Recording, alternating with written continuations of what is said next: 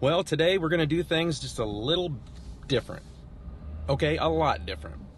Today we're going to talk about staying healthy while traveling full time.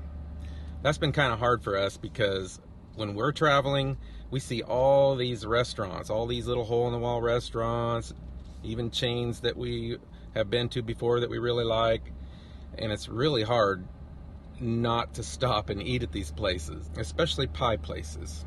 So I got thinking, I've been following this doctor for quite a long time, and him and his family are RVers as well. Long story short, I reached out to Dr. Jack, asked if he would be interested in having a little interview and talking about staying healthy on the road, and he was all for it. So we're going to roll that intro in about 15 seconds. We'll be right back.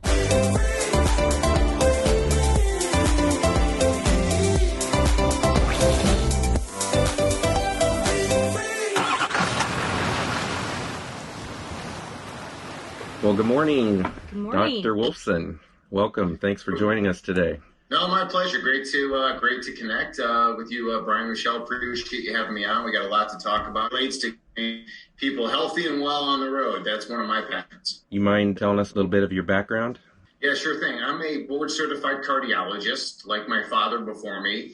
My father went through all of his medical training, became a cardiologist, and then again, I wanted to follow exactly in his footsteps, and that's what I did. So I went through 4 years of medical school, 3 years of internal medicine, 3 years of cardiology, and then about 2 years into practice, as a hospital-based cardiologist doing angiograms and pacemakers, my father really started showing signs of serious illness, and eventually he was diagnosed with something called PSP, progressive supranuclear palsy, big word for Parkinson's-like illness. And at the Mayo Clinic, they tell us we have no idea why he has this illness. We have no treatment for the illness, and he'll be dead within 3 years. Oh, and along that time, I met the woman who would eventually become my wife, and she tells me exactly why my father's sick. She's a doctor of chiropractic, DC, or as she says, doctor of cause. And she says, this is all the reasons why your father is sick, talking about nutrition, talking about lifestyle, talking about too much alcohol consumption. So again, all these different things that the Mayo Clinic had no idea, and myself, even as a fully trained cardiologist, really did not understand the why my father was getting sick. But again, she comes in and tells me all these reasons. And again, we quickly fell in love and got married. And I started to change my own personal practice. I would leave the big cardiology group in 2012 and start my own practice of integrative and natural cardiology. My father had Parkinson's, but maybe a little different than what your father had. Medical doctors are really good at labels. We're really good at coming up with, okay, you've got high blood pressure, you've got diabetes, you've got cancer, you've got Parkinson's, you've got PSP. So whenever people have a kind of a constellation of different symptoms and signs, then they'll label that with either Parkinson's or PSP or a whole slew of different labels for these neurologic conditions, when fundamentally it comes down to the same things. Again, poor nutrition, an unhealthy lifestyle in a toxic world.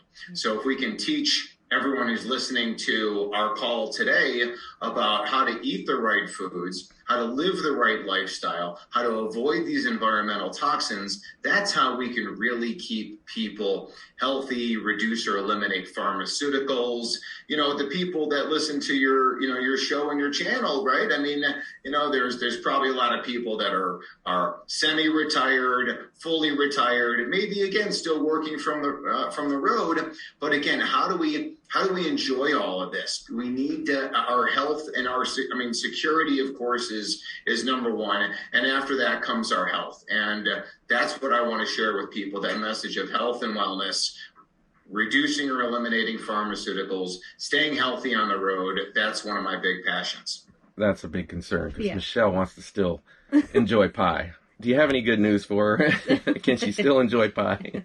Well, no, definitely, we've talked about this in our, when we've met before, guys, right? It's like, life has to be enjoyed. I totally understand that. And I do think you can have your cake and eat it too, or, you can have your pie, but we want to make it the healthiest versions of everything. Okay. So we want to make sure, for example, when it comes to pie, can we use all organic ingredients? Can we keep all of the chemicals out of our food? So if all the ingredients, Michelle, right, that would go into your favorite pie, again, what do we use for a crust? What do we use for a filling? There's a million. I mean, for example, for Thanksgiving, I made a couple different pecan pies. And again, what did I use? I made the crust out of almond flour. I used organic eggs. I used organic sugar, organic, raw honey. I used organic pecans. One of the pies I did a chocolate pecan pie and again, used organic chocolate. So it's got all the sugar that everyone loves. It's got all the flavor that everyone loves.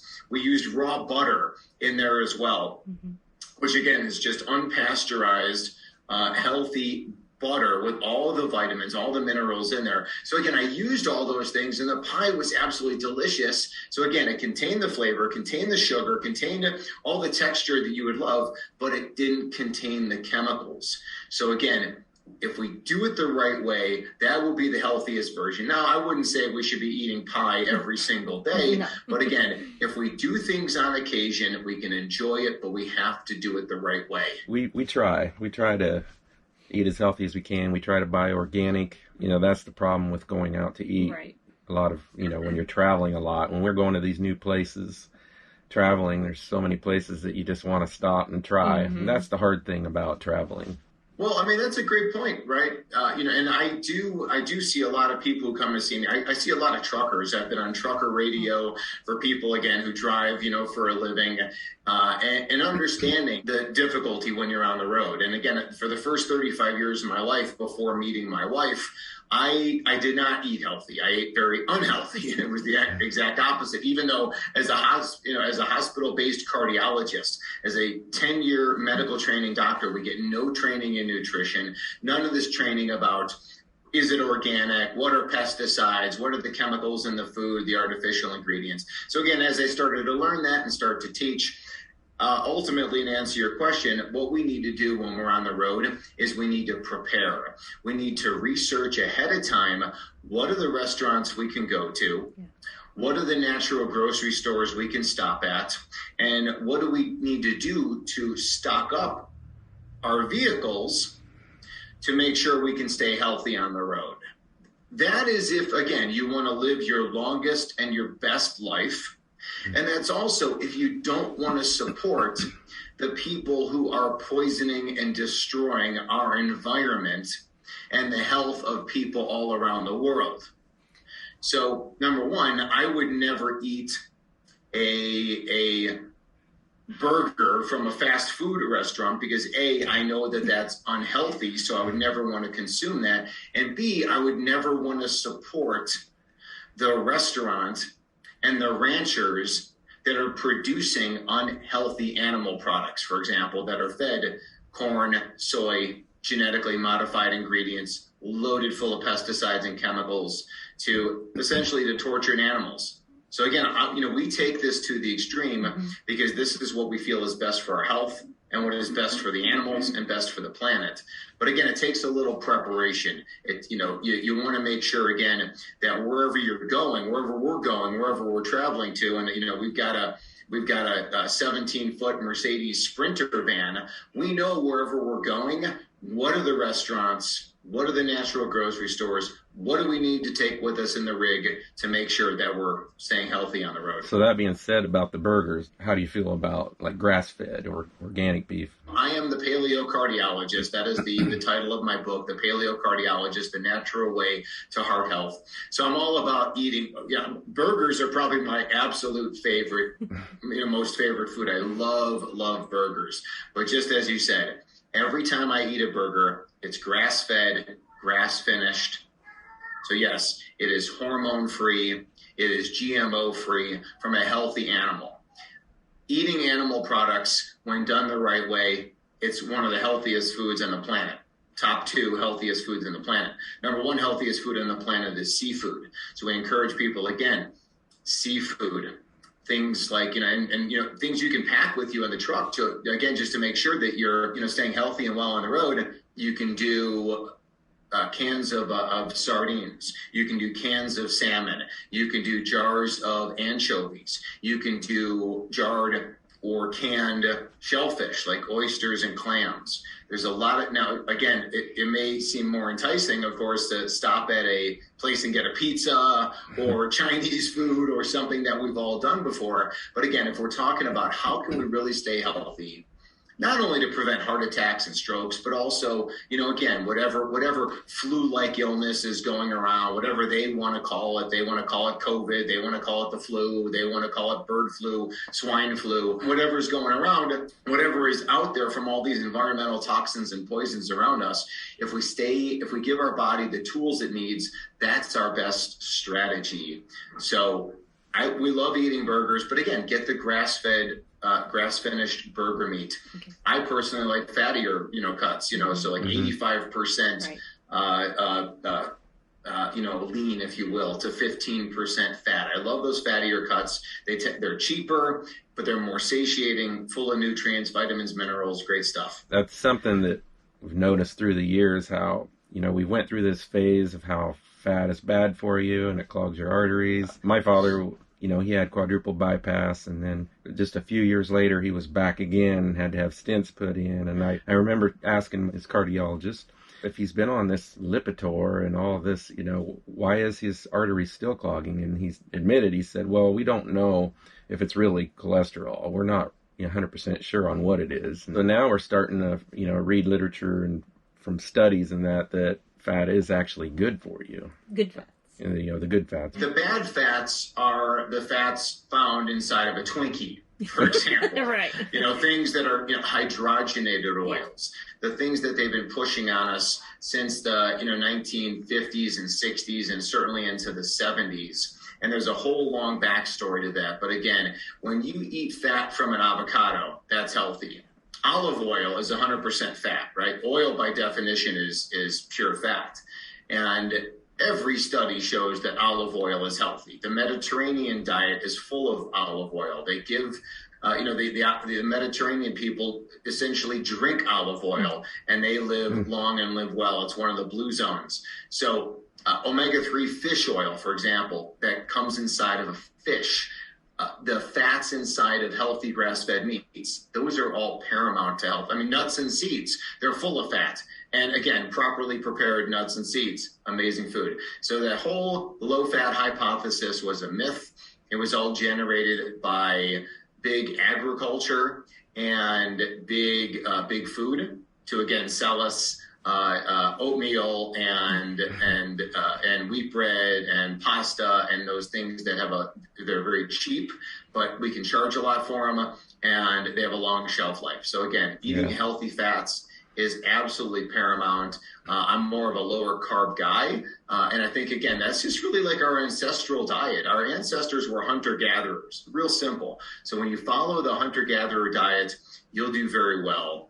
And there's just so many options. We just have to open up our mind. As it pertains to the Lipitor, Brian, I agree. Lipitor and all statin drugs are absolute poison. They do very little in most situations to prevent cardiovascular disease. In fact, they accentuate it because when people take Lipitor, they think they're safe. They think they could eat whatever they want and take their Lipitor, and that is a death sentence. And regarding your father with Parkinson's, my father with PSP, sounds like they both were on statin drugs, and that undoubtedly contributed to the damage. And I could actually go through the biochemistry and the science how statin drugs lead to brain damage and then thus the symptoms of Parkinson's or PSP. So, I'm not here to tell anybody to stop pharmaceuticals, but I'm here to tell you if you want to work with a doctor or practitioner to stop pharmaceuticals, I think it's a good move. Yeah, but again, I do want to hit on that point of, it's all about preparation. You can do the things you love. If you like to drink alcohol, make it organic alcohol. Make it an organic beer, an organic wine. an organic tequila or vodka. If you like ice cream, make it organic. If you like pie, make it organic. Let's just all agree on that. We debate high fat, low fat, paleo, keto, Mediterranean, carnivore, vegan, vegetarian. Just let's all agree on getting the chemicals out of our food. And there's so much in the scientific literature about how these are poisonous. But listen, understanding that if something like a pesticide or herbicide is designed to kill a pest or plants, can we agree that it's probably not healthy for human consumption? And if you think that industry that produces these chemicals has done the studies of safety, you're wrong.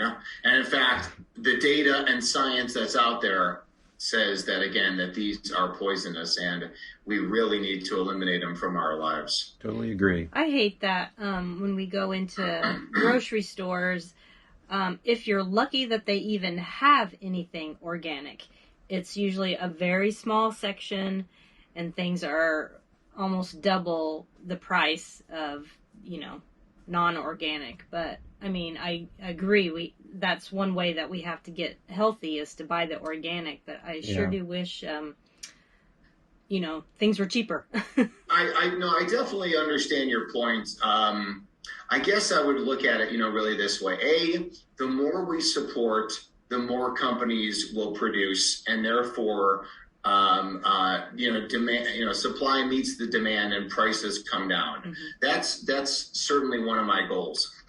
Number two, when you prepare and you're not buying things at the last minute from a place that doesn't specialize in organic, then that could be, that could be a problem. But so you want to prepare. But again, a can of sardines you can get for $2.50. You can get grass-fed, grass-finished ground beef in most scenarios for $7 a pound.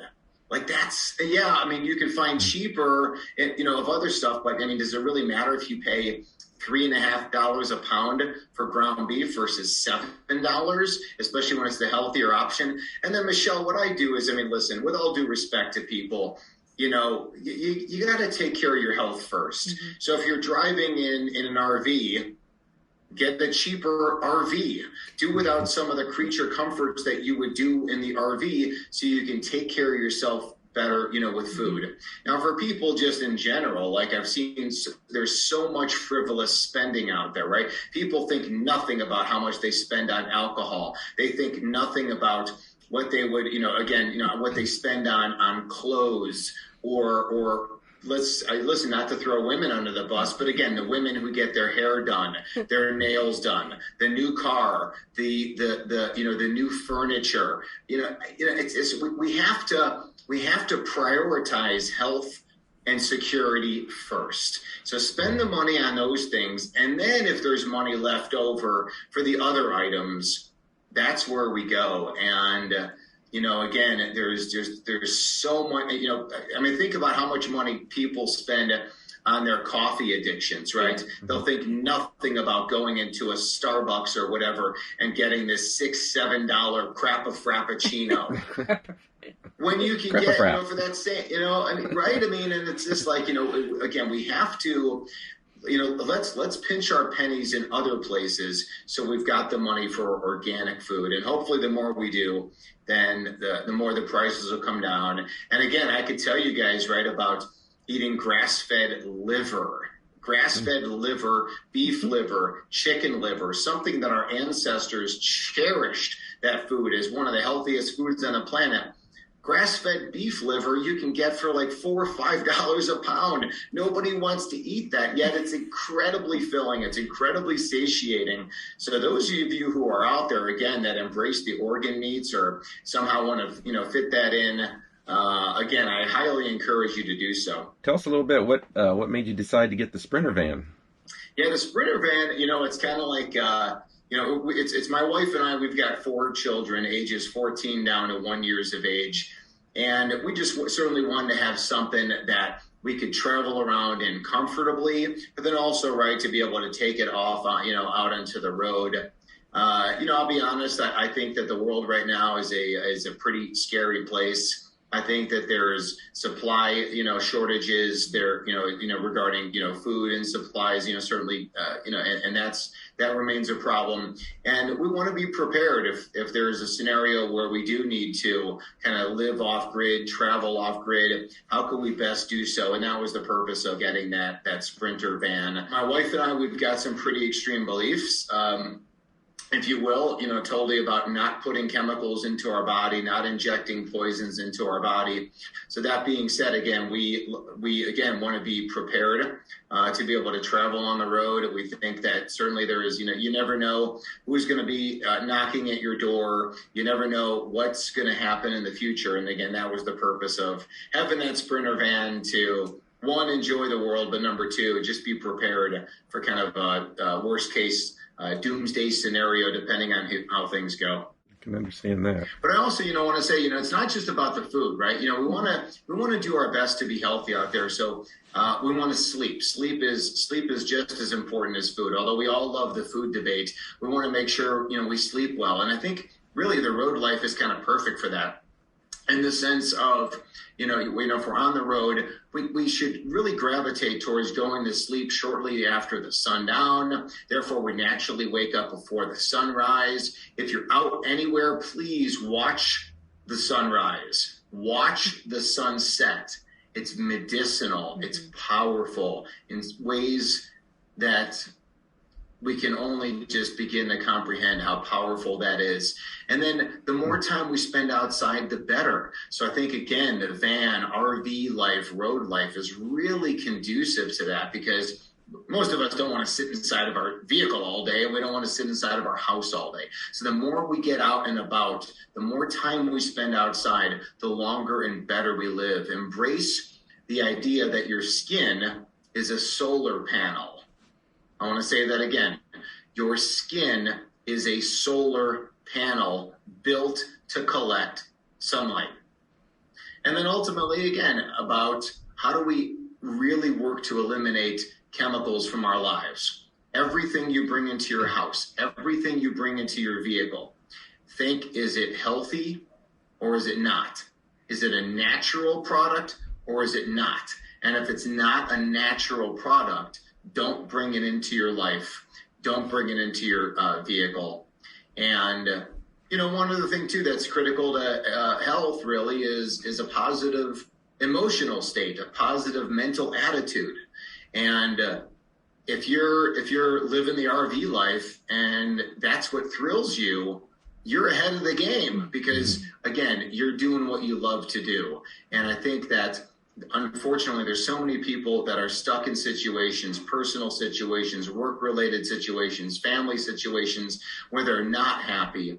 And people who are not happy don't live long, and they really attract a lot of sickness and illness. So we definitely want to find your happy out there on the road and in your life. Another thing I want to touch base on is supplements, because like with COVID, I've done some research and I've been a big fan of like berberine and NAC. Ordered some NAC off of your website. As you know, it's really hard to get now because they're trying to take it away from us. Would you like to touch base on like supplements that we could take? Well, let me dive into that. The vast majority, upwards of 99% of people who got COVID are perfectly fine afterwards.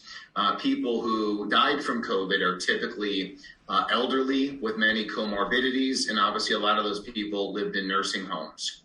And the situation of where it is right now, again, the latest, what they would call variant, the latest what's causing people to get sick, does not appear to be as risky as the original, if you will. So that being said, again, if we give the body what it needs, right, the right food, the right lifestyle, and avoid the things it doesn't, pollution, chemicals, pesticides, then that's our strategy to stay healthy.